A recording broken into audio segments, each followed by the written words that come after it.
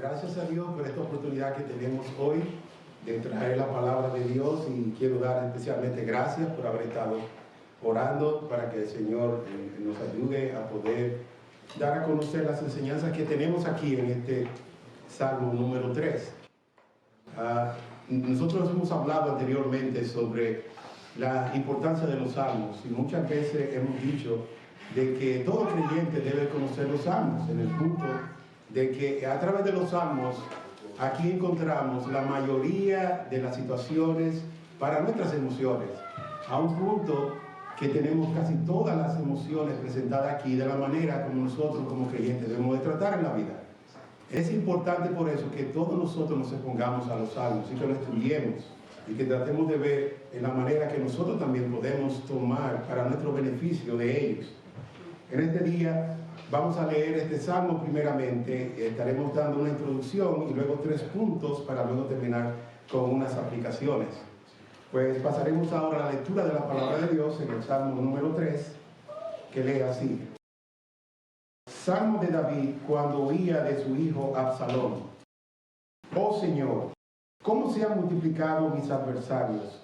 Muchos se levantan contra mí. Muchos dicen de mí, para él no hay salvación en Dios. Selah. Mas tú, oh Señor, eres escudo en derredor mío, mi gloria y el que levanta mi cabeza.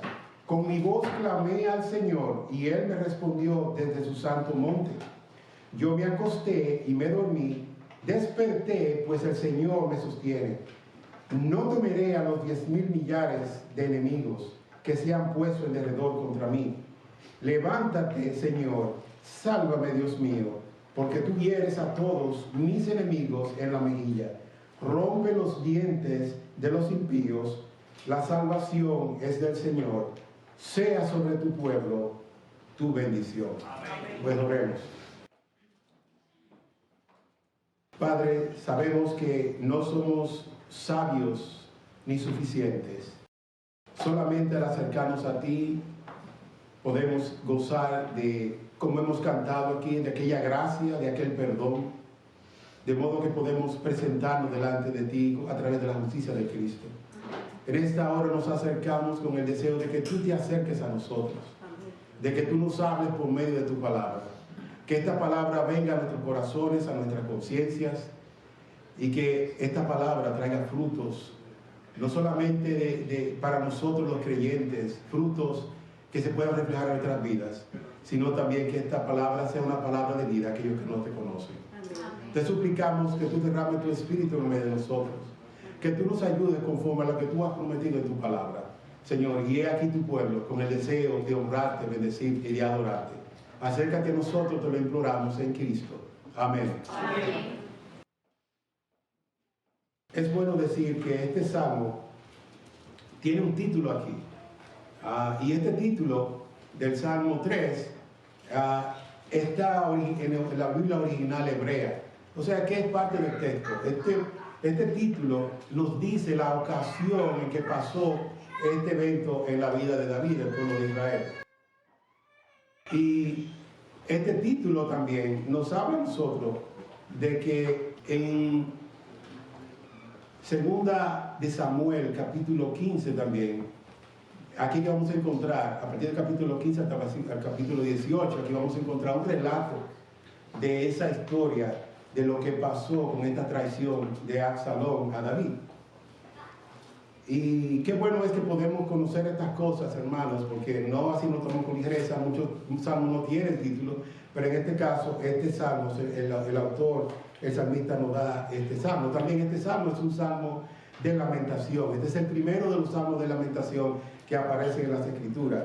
Aquí el salmista clama por apoyo y seguridad de parte de Dios en medio de la persecución y delante de la multitud de adversarios. Él estaba rodeado de enemigos. Donde quiera que él veía, habían enemigos a la derecha y a la izquierda.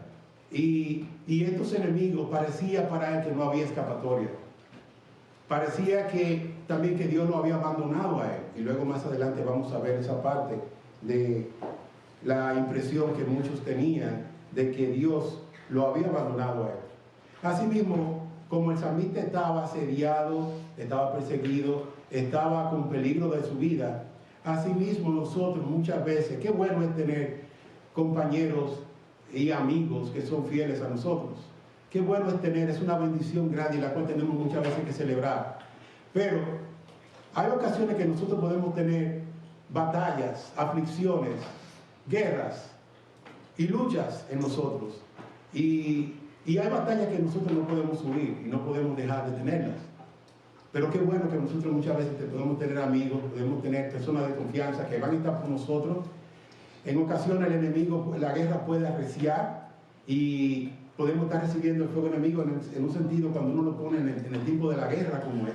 Los soldados se preparan para la guerra y muchas veces la batalla es tan fuerte y los peligros son tan grandes que ellos tienen que hacer trincheras, ellos tienen que cavar lugares en la tierra, no solamente para ellos protegerse, sino a la misma vez también poder responder al enemigo. Y qué bueno es saber que muchas veces en la trinchera ahí tenemos amigos que son fieles, en esa trinchera peleando esas batallas. Y estos amigos muchas veces son aquellos que aún podrían enfrentar e ir en el medio del fuego y estar en la línea de fuego, donde vienen las balas, donde vienen las bombas, para protegernos a nosotros.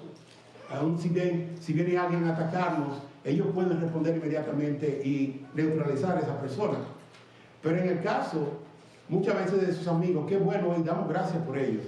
Pero puede pasar también en algunas ocasiones que nosotros estemos en una batalla y estemos peleando esa batalla y de un momento a otro nosotros sintamos un dolor cortante y punzante en nuestras espaldas.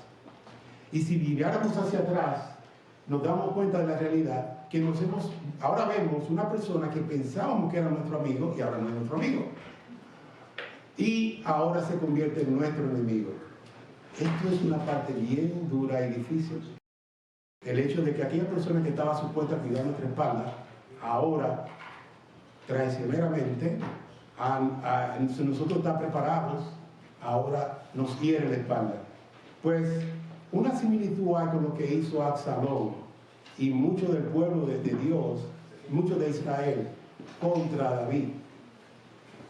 Es bueno notar lo siguiente, de que Absalón tenía una historia, segunda de Samuel, a partir del capítulo 15. En el capítulo 15, como dije, hasta el capítulo 18 se habla de esa historia. Pero comenzando en el capítulo 15, ahí podemos ver detalles de quién era Absalón. Y se habla aquí de Absalón como una persona que en la mañana él se montaba en un caballo, cogía 50 de sus hombres valientes y él se montaba en su caballo y corría temprano en la mañana y regresaba y se sentaba a la entrada de la puerta, del palacio del rey. Y ahí comenzaba toda esa trama de Absalón para seducir el corazón y convencer y poner este pueblo en contra del rey David. Y aquí comenzó la trama de él. Y es bueno conocer de que no solamente él, cuando veía que habían personas que venían a acudir a donde el rey porque tenían algún pleito, porque tenían algún conflicto con alguien, él los detenía, se le acercaba y le preguntaba a ellos. Inmediatamente ellos veían a este hombre, la misma escritura habla de cómo era Absalón, que era alto, era rubio, dice que no había ningún defecto en él, desde la planta de los pies hasta la coronilla. O sea, que era un hombre imponente.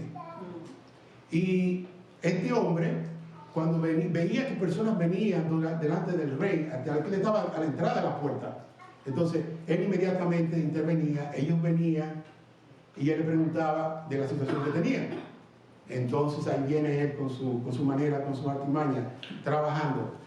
Él lo escuchaba y decía frases como: oh, que Dios me hiciera rey sobre Israel y vendría y yo podría hacer justicia a todos los que vienen delante del rey. Y decía también: el rey y las personas que están con él no te van a escuchar, o sea, de modo que no va a recibir justicia. Así comenzaba a trabajar en el corazón del pueblo que venía delante del rey. Otra cosa que él hacía era que cuando ellos venían y se postraban, él lo levantaba y lo besaba. Acuérdense que también el besar era algo que se usaba mucho en ese tiempo de una manera de honrar a una persona. Y él lo hacía.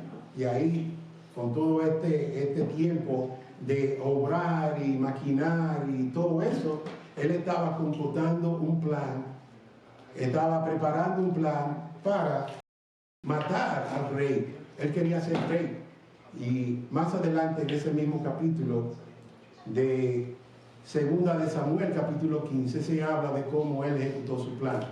Entonces vemos cómo vino aquí, dice en Segunda de Samuel 13, capítulo 15, versículo 13, de que entonces un mensajero vino a David diciendo: el corazón de los hombres de Israel está con Absalón. Esa fue la triste realidad que David recibió cuando vinieron los mensajeros delante de él. Y él había estado trabajando durante mucho tiempo. Y es bueno conocer que nosotros vemos en la vida de David que la vida de la familia de él no fue muy buena.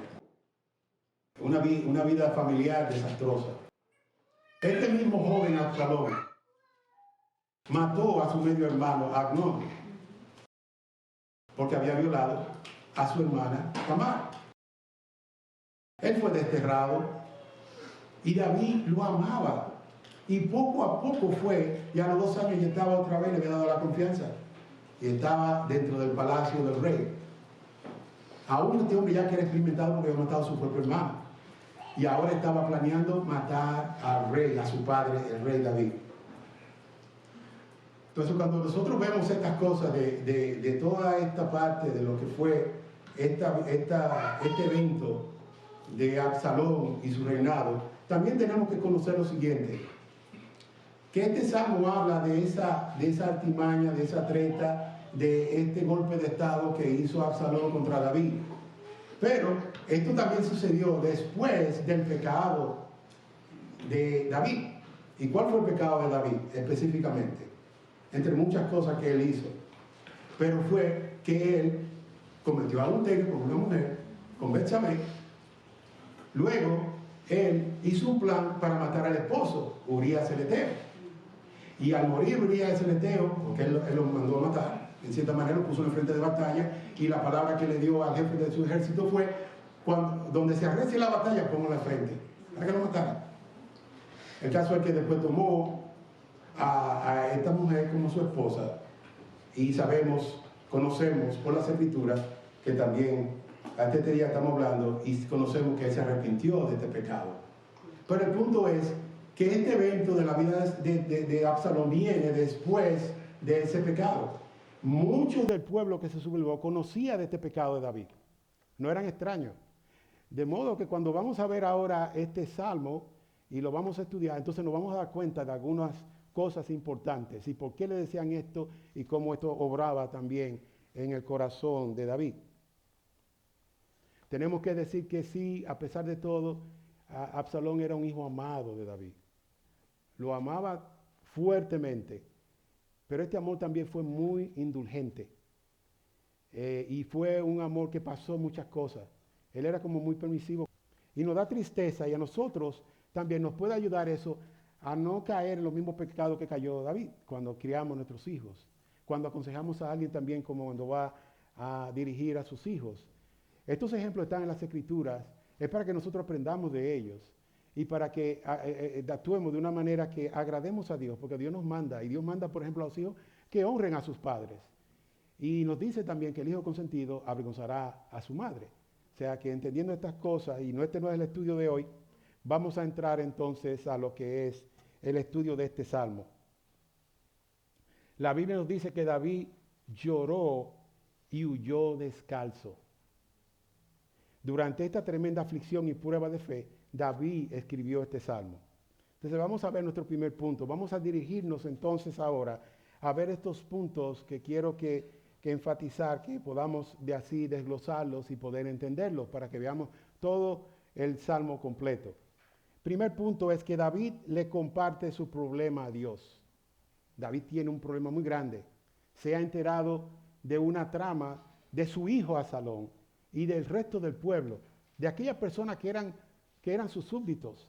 Ahora tenían una trama para destronarlo del rey y asesinarlo. Esto no se quedaba ahí. Entonces él ahora viene y huye. Miren cómo dice el capítulo 3, versículo 1 dice, oh Señor, ¿cómo se han multiplicado mis adversarios? Muchos se levantan contra mí.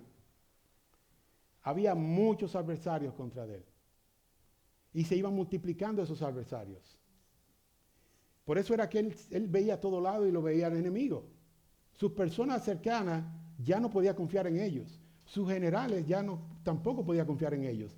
Acuérdense que en la historia David tenía los valientes de él que iban y conquistaron muchas ciudades. Y Israel estaba rodeado por enemigos. Ellos tenían siempre que estar preparados para la guerra.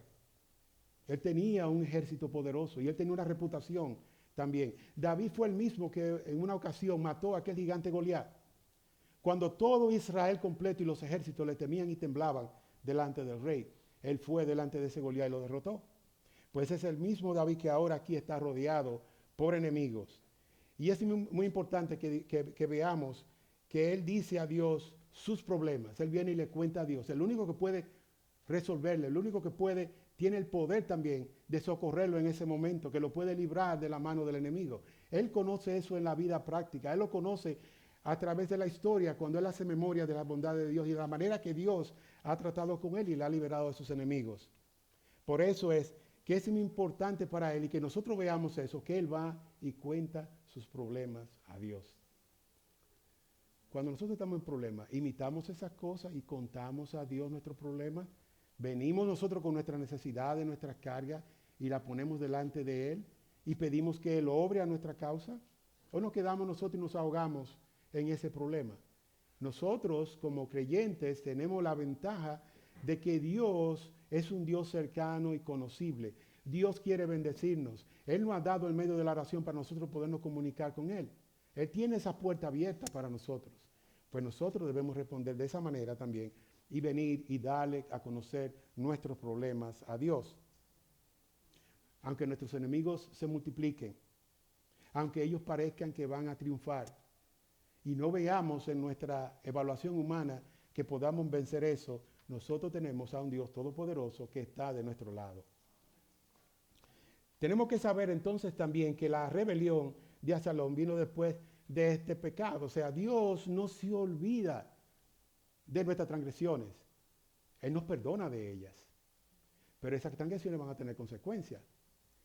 Muchos por eso del pueblo de Dios también le decían cosas a él porque parecía para los ojos de ellos que esta era también la mano de Dios en contra de él. Que Dios había traído un juicio y que en esta ocasión Dios no lo iba a escuchar. No lo iba a escuchar y por lo tanto no tenía esperanza de que él fuera librado de este gran peligro que enfrentaba. Él huyó, se dice que él huyó de ahí, de Israel. Y él se paró y veía el monte santo y veía la ciudad y ahí él lloraba y pensaba en la manera como su vida corría peligro, en la manera como ya su reinado se había terminado, pero a la vez él no se quedó ahí. Él vino luego y pensó, volvió a las Escrituras, volvió a pensar de una manera que, recordando las maneras como Dios había obrado en él, y eso le dio fortaleza. Este versículo también 2, como dice aquí, muchos dicen de mí, para él no hay salvación en Dios. Ellos se burlaban de él. Y esto no es extraño a nosotros. Nosotros estudiamos el Salmo 2, donde hablaba que los reinos a una tramaban en contra del ungido de Dios, de su rey y de su ungido. Y esto era también, aquí hay una similitud, porque aquí también se refleja y se habla de David como una tipología de Cristo. Así los reinos, las naciones se levantan en contra el rey y su ungido. Y esto no es nuevo. Pero cuando ellos se levantan y murmuran, David inmediatamente tampoco se puso a discutir con ellos y a argumentar con ellos. Ahí es que viene que más adelante él comienza y piensa quién es Dios y lo que Él ha prometido para él. Él comienza a traer sus pensamientos a las promesas de Dios. Y es bueno saber que si nosotros estamos con Dios, nadie podrá derrotarnos. nadie podrá vencernos, nadie podrá engañarnos. Si nosotros aún tenemos planes y podemos confiar que tenemos ejércitos, tenemos armamentos, conocemos estrategias, pero si Dios no está en medio de nosotros, nosotros no vamos a prosperar. Porque inmediatamente cuando David recibe la mala noticia de que Absalón tenía el corazón del pueblo de Dios, algunos de sus consejeros y amigos que estaban cerca de él, le decimos, estamos aquí, haremos lo que tú nos digas. Esos hombres estaban dispuestos a morir por él. Pero él también conocía, siendo no solamente que era un rey, también él era un guerrero y era un hombre que había comandado los ejércitos. Él sabía que no había lugar físicamente en ese momento para enfrentar una guerra y que todos ellos corrían el riesgo de morir. Entonces la estrategia fue en ese momento tenía que huir por su vida, porque no había otra manera en ese momento de enfrentar al enemigo que había preparado un plan que, aunque muchos comentaristas hablan de que cómo David no vio las señales de este plan de Absalón, cómo él no se dio cuenta en la manera como estaba trabajando, convenciendo a muchas de las personas, porque muchas veces también los gobiernos, los reyes, tienen sus ejércitos y tienen sus sistemas de información, que siempre están tratando de proteger ese reinado y cuidarlo de planes y maquinaciones que vienen para tratarlo de destruir. Muchas ciudades son amuralladas y hay muchas estrategias a través de la historia donde nosotros sabemos cómo hay reinados que han caído, cómo hay fortalezas que han caído. Y por eso hablan y dicen que no saben que por qué David no se dio cuenta de muchas de estas cosas que estaban pasando a su alrededor. Pero qué bueno es, hermanos, que a pesar de que muchas personas hablaran y dijeran estas cosas en el versículo 2, David no las aceptó. Él pasa ahora a mostrar su confianza al clamar a Dios. Y eso lo hace en el siguiente versículo, versículo 3 y 4. Aquí él clama en alabanza a Dios. Él da un giro completo y se vuelve bíblico y teológico. Él quita sus ojos de sus enemigos y dirige su mirada al poder y las promesas de Dios. Él pudo haber recordado las palabras de sus antepasados de Génesis 15:1, donde dice que después de esas cosas la palabra del Señor vino a Abraham diciendo, no temas, Abraham, yo soy un escudo para ti, tu recompensa será muy grande. ¿Y qué es parte de lo que dice aquí en este versículo 3? Mas tú, oh Señor, eres escudo en mi derredor, mi gloria y el que levanta mi cabeza. Fíjense que él dice aquí, tú eres mi escudo. Él no está orando aquí para que Dios le dé un escudo. Nosotros vemos en el Nuevo Testamento, en Efesios, donde se nos habla que nosotros diariamente nos revistamos de la armadura de Dios. Y tenemos que hacerlo. Pero aquí ya David habla de que el Señor es su escudo. Él estaba alrededor de él. De modo que podía estar rodeado de todos sus enemigos, con todo tipo de armamento. Y él sabía que él estaba protegido porque Dios era su escudo. Él no oraba por un escudo. Él tenía la confianza, por medio de la fe, de que él era su escudo. Y también en la manera como Dios le había bendecido a través de los años. Nosotros de la misma manera tenemos que comenzar y conocer ese Dios. Y confiarle a Él en los momentos difíciles y buscarlo a Él como nuestro escudo, aferrarnos de Él, de sus promesas, las cuales son fieles y verdaderas, de lo que Él es en sí mismo. Él dice que ninguno de los que están en sus manos serán arrebatados. Él nos dice que Él es nuestro refugio, nuestra roca, nuestro amparo, nuestro pronto auxilio en las tribulaciones, de modo que no debemos tener temor. Por eso es que si conocemos a nuestro Dios nos vamos a esforzar, aún en el tiempo de la aflicción, aún en el tiempo que las personas nos dicen todo lo contrario, que no hay esperanza de nosotros en Dios. Nosotros nos debemos de tener nuestra vida de principio y nuestra fe no debe menguar en esos tiempos. Ahí que tenemos nosotros que estar más cerca de Dios y buscarle a Él. Él decía también, mi gloria, no solamente de que era su escudo, pero él decía, es mi gloria y el que levanta mi cabeza. Y él se acuerda de que cuando él acababa de salir huyendo, él salió, como dicen en el lenguaje popular, con la cabeza hacia abajo deprimido y con rabito entre las piernas.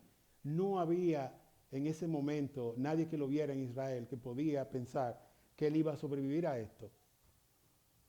Él salió, sí, ciertamente humillado, pero él sabía que Dios era su escudo, que era su gloria y que era el que también que levantaba su cabeza. Por eso era que él clamaba a Dios. Por eso era que él tenía esa confianza en Dios. Muchos hombres y mujeres pueden encontrar la gloria en muchas cosas y no necesariamente en Dios. Hay muchos que tienen su gloria en las riquezas, en las propiedades, en el conocimiento, en posiciones, en el dinero. Pero David nos enseña aquí que nuestra gloria debe ser Dios, Dios mismo. Nuestra gloria no debe estar en las cosas de este mundo, donde aquí son perecederas. Nosotros debemos hacer tesoros en los cielos. Qué bueno es que podemos ver estas cosas de David aquí confiando, clamando a Dios. El único que le puede escuchar, el único que le puede también restaurar. Dice él, tú eres, oh Señor, un escudo de alrededor mío, a su alrededor. Mi gloria y el que levanta mi cabeza. Y también él dice, con mi voz clamé al Señor y él me respondió desde su monte santo. Dios no es insensible a las peticiones de su pueblo. Dios no es un Dios egoísta allá arriba y que se olvida de nosotros. Él conoce de que nosotros estamos hechos. Él conoce que muchas veces somos afligidos. Él sabe también lo que nosotros podemos soportar. Pero Él en esta vida nos dice que en el mundo tendréis aflicciones, son garantizadas. El punto es cómo nosotros respondemos a esas aflicciones. Cómo nosotros venimos y podemos tener este ejemplo de David aquí, que él inmediatamente clamó a Él. Que él inmediatamente puso su mirada no en sus enemigos, él puso su mirada en Dios, en su poder, en su gloria, en sus promesas. De modo que él podía vencer estas cosas que venían a su corazón. ¿Quién no se enfrenta a un enemigo y va a temer? Y sobre todo si es un enemigo poderoso. ¿Quién no va a una guerra y confronta a alguien y va a ir con una sonrisa? No. Nosotros habrá cierto temor que tendremos, porque hay cierta incertidumbre de lo que va a pasar. No sabemos las estrategias del enemigo. Podemos ver los números, pero no sabemos todo el plan que ha desarrollado ahí. Y no sabemos también cómo van a responder los hombres. Acordémonos que muchas veces hay ejércitos que han sido derrotados por un ejército de mucho menos número. Y no fue por estrategia, no fue por poder de las armas. Muchas veces sucedieron muchos eventos en los cuales también conocemos a través de las Escrituras que Dios humilló naciones y Dios entregaba naciones completas. Y ustedes decían, pero ¿y cómo fue esto, que esta nación tan poderosa fue humillada? Bueno, Dios mostraba su poder. Ya sea porque los cegaba, porque trajera locura, porque fueran castrados. A través de la historia en las Escrituras nosotros vamos a encontrar muchas evidencias de cómo Dios obró y humilló naciones y las exterminó también. Muchas veces nosotros clamamos también y clamamos en silencio a Dios. Nos da vergüenza que la gente nos oiga orar. Clamamos, estamos en nuestro trabajo y muchas veces estamos con boca callada. Yo entiendo sí que hay ciertas ocasiones que uno tiene que respetar la paz del otro y no va a ser un escándalo, pero también hay lugar para la oración en voz alta, audible. Y una de las cosas que hizo David fue que él clamó, y ese clamar no fue una oración en silencio, él clamó. Él no tenía temor de que sus enemigos lo escucharan, no tenía temor de que lo escucharan trayendo sus necesidades delante de Dios. Él estaba en peligro, él veía que sus enemigos, sus adversarios se multiplicaban, él veía que estaba rodeado por todos lados, que su propio hijo lo buscaba para matarlo, que había un ejército que se había vuelto en contra de él, que lo que eran sus amigos ahora lo habían traicionado. Pero él clamó a Dios y clamó con la seguridad de que Dios le escuchaba y que Dios tenía el poder de bendecirle y librarle de este mal. Y él clamó a voz alta. Pues de la misma manera nosotros tenemos también que clamar a Dios muchas veces y levantar nuestra cabeza, porque servimos a un Dios grande y poderoso. No dejarnos presa de nosotros ahora la tristeza, la ansiedad y muchas otras cosas que vienen. De antes de uno enfrentar el problema ya está derrotado. Dios nos ha dado a nosotros un espíritu de poder y no de cobardía. Dios nos ha dado a nosotros sus maravillosas promesas. Él ha prometido estar con nosotros. Él nos da de su palabra aquí, en la cual si nosotros nos nutrimos y llenamos nuestros corazones, vamos a estar firmes en el día de la prueba. Si nosotros no estamos cultivando esa relación con Dios y estamos nutriéndonos conforme a lo que Él nos enseña en su palabra, vamos a estar débiles. Por eso es que tenemos cada día que tener una dieta balanceada de la palabra de Dios. Tenemos que buscarle a Él en oración en la mañana. Como decía el salmista, de mañana oiré tu voz, de mañana me presentaré delante de ti y esperaré. Esa es la vida de piedad. Él decía, te buscaba en la vigilia de la noche. Era todo el día la meditación de su corazón delante de Dios. Nosotros tenemos que estar firmes para el día de la prueba, porque las aflicciones vendrán, porque las dificultades en la vida vendrán. Las enfermedades, los problemas, los accidentes están a la vuelta de la esquina. Tenemos un remanente de corrupción en nuestros corazones. Nuestro corazón es engañoso. Por eso es que nosotros tenemos que estar alertas, estar preparados, no dormirnos en nuestros laureles, escudriñar las Escrituras, orar a Él, depender de Él y llenar nuestros corazones por medio de su palabra. Y recordamos que si nosotros clamamos a Dios, Él nos responderá. Y recordemos también que Él solamente es nuestro refugio seguro. Y esto nos lleva también nosotros ahora a pensar que en dónde nosotros tenemos nuestra seguridad en este mundo. En dónde nosotros hemos puesto nuestra confianza en este mundo. Lo hemos puesto ahora porque hemos llenado nuestro granero y podemos decir a nuestras almas, mira alma, muchos bienes tienes y riqueza, ahora descansa, diviértete. No, todo eso puede ser quitado en un momento. Solo lo que hacemos para Cristo permanecerá. ¿De qué le vale al hombre ganar al mundo si al final pierde su alma? Por eso solamente nosotros tenemos que ahora hacer, cuando aquí hay una expresión que se dice Selah, está al final del versículo 2, se vuelve y se repite al final del versículo 4, y creo que después el versículo 8, digamos, dice en el 2, en el 4 y en el 8 se habla de Selah. Y ese Selah ahí, lo que quiere significar es, detente, piensa, medita en lo que tú has escuchado o has cantado o has oído. Cuando leemos las Escrituras, así mismo tenemos que hacerlo. Detengámonos, pensemos, meditemos, veamos lo que Dios nos está hablando aquí. Ese meditar debe venir de entender lo que Dios enseña. No solamente es literalmente ver la situación de que Absalón hizo un complot, de que David pecó, de que ahora está rodeado, de que lo quieren matar, que él es rey, que el otro quiere convertirse en rey. Tenemos que irnos más allá, detenernos a pensar cómo eso se aplica a nosotros. ¿Qué nosotros aprendemos de esto? De modo que no sea una lectura vana, una lectura que la leemos ahora y en 2 minutos nos acordamos. Tenemos que leer con un sentido de apropiarnos de las Escrituras, de ver que las Escrituras son para nosotros y son pertinentes en todo tiempo. Cuando nosotros nos enfrentamos a estas cosas, no nos debemos quedar ahí. Por eso vamos y seguimos a lo que Él nos dice aquí, en lo que sería nuestro punto 3. Busca su protección en Dios. Esto es lo que hace David. Él busca su protección en Dios. ¿Y de qué manera Él lo hace? Él lo hace cuando Él confía en el Dios que le sostiene en el versículo 5. Lo vamos a dividir en estos tres encabezados. Primero, que Él confía en el Dios que le sostiene en el versículo 5. En el segundo, el B sería que confía en el Señor que le fortalece, versículo 6. Y también el tercero es que confía en el Dios que le salva, en los versículos del 7 al 8. Pues veamos este punto de que Él confía su protección en Dios, en los versículos del 5 al 8, ¿verdad? Versículo 5. Él confía en el Dios que le sostiene.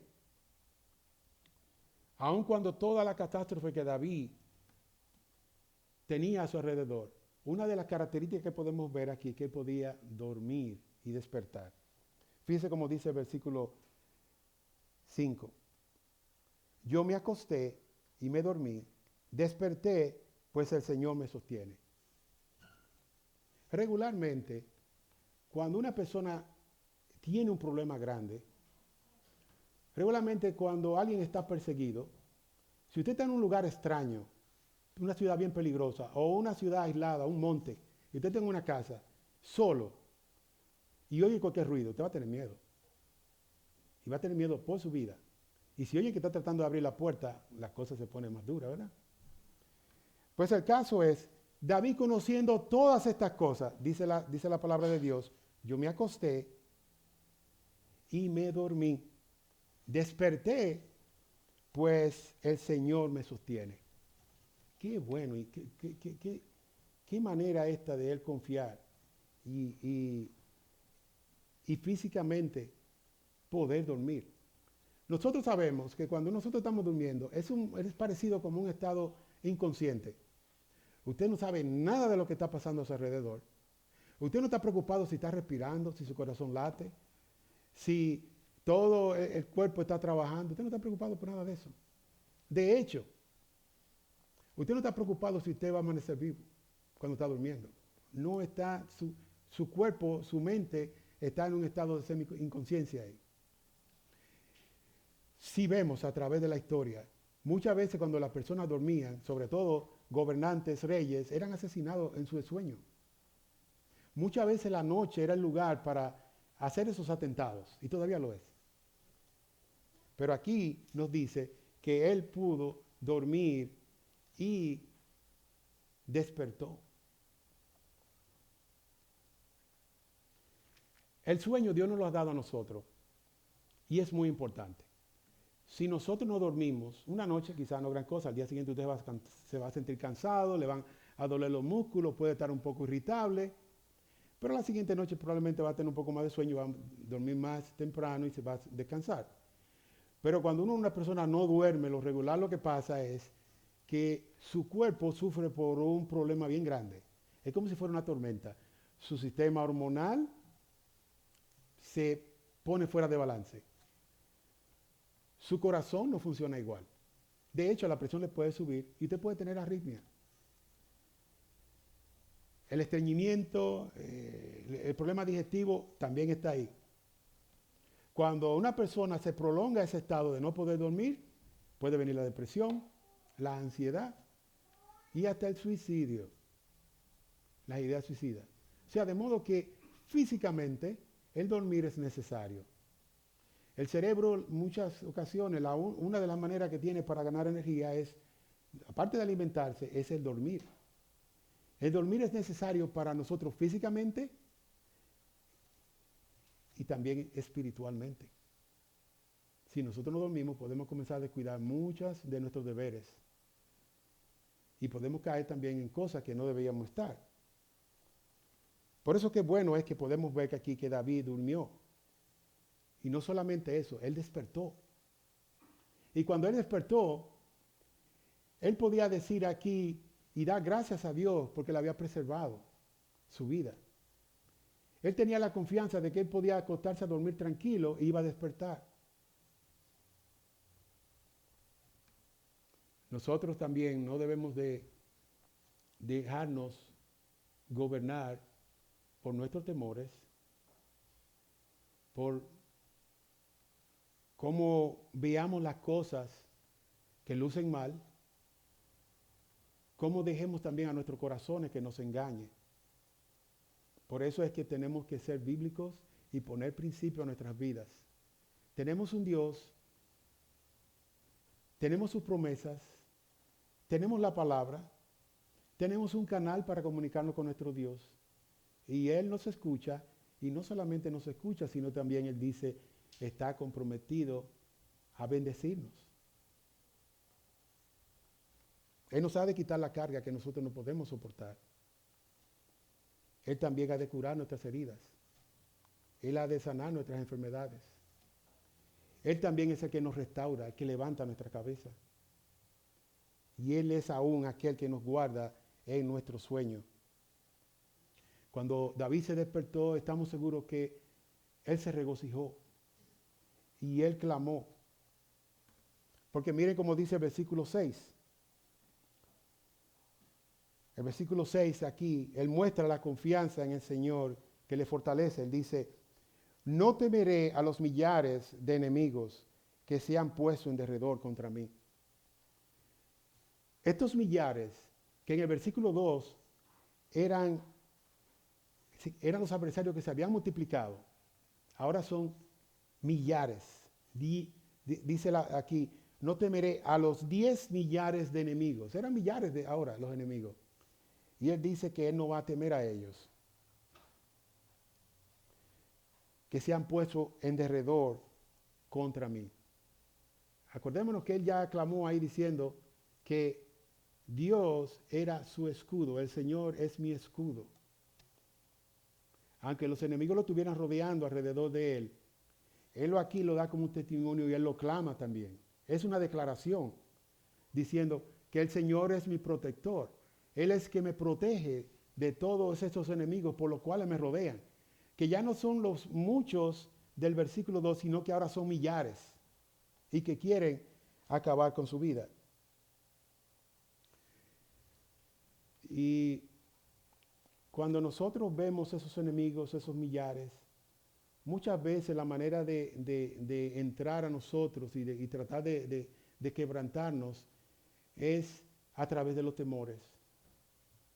Los temores pueden venir a nosotros. Los temores son muchas veces como un caballo de Troya. Vienen, penetran a nuestro corazón, comienzan a echar sus raíces y desde dentro nos destruyen. Nosotros no podemos dejarnos guiar por los temores. Por eso que tenemos que tener una vida de principio. En la vida cristiana, nosotros tenemos que poner principio a nuestra vida. Por eso que David decía, yo y mi casa adoraremos a Jehová. Venir a la iglesia, una cosa de principio. Hacer nuestros devocionales, una cosa de principio. Dar muerte a nuestros pecados es de principio. No podemos dejar que el pecado tome raíz en nuestro corazón. Tenemos que darle muerte. La palabra dice que es mejor entrar al reino de los cielos. Si tu mano te da ocasión de pecar, córtala. Si el ojo te da ocasión de pecar, sácalo. No es que ahora van a venir ustedes y cortar manos y sacar ojos. Entiendan de la manera que se habla aquí. Pero nuestros oídos, nuestros ojos, guardar nuestros sentidos, guardar nuestros labios, guardar nuestros pensamientos y no dejarnos guiar por los temores. Se puede decir que con Dios sosteniéndolo, él podía enfrentar cualquier enemigo que viniera. Aún estos enemigos poderosos, estos ejércitos que se amontonaron, aún su hijo en la traición. Porque si Dios lo sostenía a él podía enfrentar cualquier enemigo que viniera y cualquier situación que se le presentara. Él conocía también la realidad de Romanos 8:31. Y te miran, oye, ¿por qué tú citas Romanos 8:31? Si Romanos se escribió miles de años después que David murió. Bueno, lo que estamos diciendo es que él conocía la verdad contenida ahí. No estoy diciendo que él conozca el Salmo, ese pasaje, pero la verdad sí, la esencia, porque lo había vivido. Dice Romanos 8:31. Entonces, ¿qué diremos? ¿Qué diremos a esto? Si Dios está por nosotros, ¿quién estará contra nosotros? Si Dios está con nosotros, ¿quién estará? Nadie puede confrontar a Dios y vencer a Dios. Es una osadía. En el Salmo 2, los reyes de la tierra se habían unido contra Dios y contra su ungido. Y decía, rompamos sus cadenas. Y la respuesta del salmista ahí en el Salmo 2 era, Él se burlará de ellos. Dios se burla de ellos. Es una osadía pensar que pueda alguien vencer al Dios Todopoderoso, el creador de los cielos y la tierra. O pensar que Dios se duerme y va a dejar que ellos hagan lo que quieran. No. Pero es bueno también para nosotros saber eso, que si Dios está por nosotros, ¿quién estará contra nosotros? Nosotros así podemos leer estos pasajes, podemos ver estos versículos y debemos detener a pensarlo, que esto nos enseña cómo esto se aplica a nosotros. Y de modo que cuando llegamos ya a esta parte final, donde él habla aquí de confiar y ver este último punto, de que él confía en el Dios que te salva, los versículos 7 y 8, nosotros podemos ahora concluir este mensaje y tomar la esencia de lo que fue como un resumen al final, que en medio de todo de peligro, de estar rodeado, de él dormir, de sus enemigos quererlo matar, de perseguirlo, él podía saber que Dios era el que lo salvaba, que Dios era el que lo iba a preservar. Dice así el versículo 7 y 8, levántate, Señor, sálvame, sálvame, Dios mío, porque tú hieres a todos mis enemigos en la mejilla. Rompe los dientes de los impíos, la salvación es del Señor, sea sobre tu pueblo tu bendición. Conociendo lo que Dios ha hecho en el pasado, te dará la confianza de lo que Él hará en el futuro. Sus sentimientos no controlaron a David, ya lo hemos dicho y esperamos que eso quede claro, que a la hora de vivir una vida de dependencia en Dios, los sentimientos no lo controlaron, el temor no lo controló, lo que podía ver y lo que podían decir no lo controló.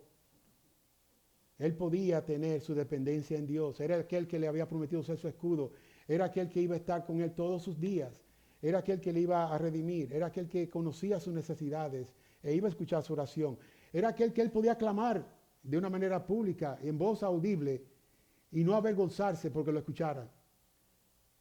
Como si el clamar fuera una señal de debilidad. No, fuera una señal de dependencia. Y una señal también de madurez en él. De él que reconocía de dónde venía su gloria. Aquí se nos presenta también en este versículo algo muy importante y esa manera de metáfora. Después de decirle, levántate, Señor, sálvame, Dios mío, él dice, porque tú hieres a todos mis enemigos en la mejilla. Si ustedes conocen que muchas veces, si a una persona le dan un golpe en la cara y se le ven todos los dedos de la mano, es vergonzoso, ¿eh? La gente se está tomando la cara y trata de buscar todas las excusas posibles. Si le ponen un ojo morado, hay muchas explicaciones. Porque regularmente que aparece con un ojo morado, en el sentido como le dice, tú perdiste la pelea. Muchas veces en el lugar donde yo trabajo hay muchos pleitos. Yo trabajo en una prisión federal y ahí hay muchos pleitos y muchas veces yo tengo que examinar y hacerle un examen físico después de la pelea. Y algunas veces vienen la persona y uno le pregunta la historia y me dice, no, yo peleé, pero yo gané, pero no tiene un ojo bollado, la nariz fracturada y sin diente. La impresión que me da es que él perdió la pelea, pero todavía él quiere animarse y decir que él ganó la pelea. Pero en el caso aquí de esta metáfora es, cuando Dios nos dice de que Él va a golpear al enemigo en la mejilla, ese es un golpe brutal que le dará. Él le va a triturar esa mejilla. Él lo va a dejar de una manera desfigurada. Él lo va a dejar de una manera que ya no podrá defenderse. Y eso también sobre los dientes, que Él rompe los dientes de los impíos. Ese romper los dientes de los impíos es quitarle esa capacidad que tienen de hacer daño. Por ejemplo, niños, si ustedes tuvieran que enfrentarse a un león, el león es una figura imponente como animal. Tiene la referencia de que es el rey de los animales, el rey de la selva. Regularmente el león en su vigor no tiene miedo. Por su tamaño, su destreza física, es experimentado en pelear y vencer a sus enemigos. Aún la jirafa, el elefante, el hipopótamo, lo más grande, él lo puede vencer.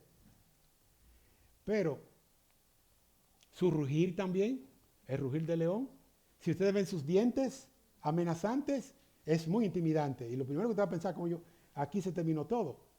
Pero si ve sus garras también, que son súper largas y poderosas, un niño, si usted tiene esa figura en su mente, la tienen exactamente. Ahora, si a ese león le quitan su rugido, y en vez de rugir como un león, ahora dice miau. Si a ese león le quitan las garras de sus patas y le quitan los dientes, seguramente ya el temor para ustedes no va a ser tan grande, ¿verdad? Y verán ese león, pues ahora será casi un teddy bear, porque ahora es grande y no tiene esas armas con que nos puedes hacer daño. Bueno, cuando los enemigos se presentan delante de Dios, en una manera similar, eso es lo que Dios hace. Dios les quita las garras, Dios les quita el poder de destruir a su pueblo, de destruir a sus santos. Dios lo destruye y no hay manera de que ellos puedan venir ahora a hacer daño al pueblo de Dios. Por eso que enfrentarse a un Dios es una cuestión de necedad. Cuando es una osadía de los enemigos de Dios venir y desafiar a Dios y venir a presentarlo como ellos, como si pudieran tener victoria y vencerle. Por eso es que si Dios es nuestro guardador y Él nos dice que ninguno seremos arrebatados de su mano, que Él es nuestro refugio, nuestra fortaleza, nuestro pronto auxilio en las tribulaciones, que Él es nuestra roca. Esas son las figuras que nos está dando aquí. Y ahora Él viene a hablar de los enemigos y nos dice que Él hiere a todos mis enemigos en la mejilla. Eso es lo que dice David. Rompe los dientes de los impíos. De modo que ahora ellos no tienen ninguna manera de hacer daño al pueblo de Dios. Él elimina esa capacidad de hacer daño. Él quita las herramientas que tiene el enemigo de destruirlo. Por eso ahora es un canto para él de victoria. Es un canto que él puede venir y traer a Dios. Y él lo puede decir también porque ya en la historia de muchas maneras Dios le ha demostrado eso. ¿Acaso él no mató leones? ¿O mató osos? ¿O mató a Goliat? ¿O venció ejércitos? Dios le mostró a él que él era el Dios que él clamaba aquí, lo clamaba por medio de esta metáfora. Por eso que él viene ya finalmente y clama aquí de que la salvación es del Señor. No es por nuestra sabiduría, no es por nuestro argumento, no es porque seamos buenos a nuestros propios ojos, no es porque seamos buenos a los ojos del mundo, no es porque una creencia que nosotros tengamos. Nosotros somos salvos cuando venimos delante de Él, confesamos nuestros pecados, oramos y nos arrepentimos de nuestros pecados y ahora venimos a confiar en aquel que murió una vez y para siempre por nosotros, aquel que murió en la cruz, que derramó su sangre, la cual nos lava de nuestros pecados, el cual Dios su Padre aceptó como un sacrificio perfecto en sustitución por nosotros y ahora somos presentados delante de Él justos en la justicia de Cristo. Por eso es que la salvación es del Señor de principio a fin. Pero ¿qué tenemos que hacer nosotros y cuál debería ser una de nuestras respuestas? Nosotros tenemos que clamar a Dios. Amigo, si tú has escuchado estas cosas, clama a Dios. No dejes que los temores ahora te gobiernen. No te quedes en el engaño de las naciones. Mira que el corazón, tú puedes tener muchos enemigos, pero el principal enemigo que tiene es tu corazón. La Biblia dice que más engañoso que todas las cosas es el corazón, ¿quién lo conocerá? Entonces nosotros no podemos guiarnos por nuestro corazón. Tenemos que entender que Dios nos dio su palabra. Su palabra es viva y eficaz. Ha pasado la prueba de los siglos. La palabra de Dios está firme, está para nosotros poderla entender. Y por eso tenemos que venir delante de Él. Si tú no conoces a Dios, pídele a Él que te dé entendimiento. Pídele a Él que tú puedas conocer al maravilloso Dios que he presentado aquí en las Escrituras. El Dios que fue la confianza de David. El Dios que lo liberó a él de sus enemigos. El Dios que lo restituyó a él otra vez en su reinado y lo puso nuevamente en su trono. El Dios que trae justicia a aquellos que son los enemigos de él también. Pues finalmente cuando nosotros leemos eso, ojalá que el Señor nos ayude a todos a poder pensar en lo que hemos estudiado en este día y pensar a sí mismo como es la expresión de Selah, que consideremos, que meditemos en lo que hemos escuchado de este salmo. Si lo hemos leído muchísimas veces anteriormente, pues ahora tenemos un mejor entendimiento y no debemos sencillamente quedarnos en la parte histórica, sino ir a cómo eso se reflejaba en la vida de David, cómo eso fue lo que él vivió en el medio de ser perseguido y con peligro de su vida. Pues tengo algunas aplicaciones que espero también ahora podamos compartir. Y la primera que tengo sobre este sermón es de que Dios cumplirá sus promesas en nosotros. Dios es un Dios veraz. Él cumple lo que Él ha prometido. Todo lo que Él ha prometido se ha cumplido y lo que no falta se ha de cumplir porque Dios es santo. Él no puede mentir. Pero esto no significa también que nosotros vamos a vivir en este mundo, que todas las cosas nos van a ir bien. Nosotros no vamos a vivir en este mundo como que andamos brincando de flor en flor y con arpas y como si fuera un angelito con alas. No, aquí vamos a tener aflicciones, vamos a tener heridas, vamos a tener amigos que muchas veces nos van a traicionar, vamos a tener personas que nos van a engañar, vamos a tener un enemigo aquí dentro que nos va a tratar de engañar siempre. Entonces, tenemos siempre que pensar eso, que Dios es veraz, Dios es bueno, que sus promesas son para nosotros y que Él nos ha a nosotros de sustentar, que tenemos que confiar en Él, que tenemos que buscarle en el día que está cercano y que Él cumplirá sus promesas, tanto la promesa de hacernos bien como la promesa, porque Él es un Dios justo, Él va a tener que derramar su justicia sobre aquellos que no le escucharon, sobre aquellos que le despreciaron. Y si tú no estás en Cristo hoy día, tú eres de esos enemigos. La puerta está abierta para que aquellos que no conocen a Cristo vengan y entren por Él, que clamen y se acerquen a Dios y confiesen su pecado y se despojen de ese peso que trae el pecado. En segundo lugar, vamos a decir y vamos a enfatizar diciendo como aplicación que nuestras acciones traen consecuencias. Ahora, David recibe un poco de su propia medicina, si pudiéramos decir así. Dios no pasa por alto nuestras transgresiones, que pueden pasar muchos años detrás, pero el pecado tiene consecuencias. No tentemos al Dios Santo. No seamos ingenuos. Dios no va a dejar como inocente al culpable. Si no nos arrepentimos, habrá un derramamiento seguro de la santa y justa ira de Dios. Sabemos que David mandó a matar a Urías y él tomó la esposa y fueron muchos acontecimientos tristes. Aún Dios revela el pecado de su siervo para que nosotros aprendamos que Él es un Dios justo. David tuvo su castigo y muchas de estas cosas que vinieron aquí vinieron también por el pecado de David. Pero también conocemos de su arrepentimiento. En el Salmo 51 él dice: contra ti he pecado y he hecho lo malo delante de tus ojos, de manera que eres justo cuando juzgas y sin reproches. Él sabía que era justo lo que Dios estaba haciendo. Si él lo juzgaba y lo condenaba y aún lo exterminara, Dios seguía siendo justo. Y él ahí confesó su pecado. Y qué bueno es que podemos nosotros llegar y ver a David, no solamente que conocemos de su pecado, pero también conocemos de su arrepentimiento. En tercer lugar, que veríamos es de que vimos esto de la traición que puede pasar también, y sería en tercer lugar, que las personas que tú piensas son tus amigos pueden ser seducidos por el engañador de este siglo para traicionarte y crear división. Cuando ellos hagan esto, chequea tu corazón y pásale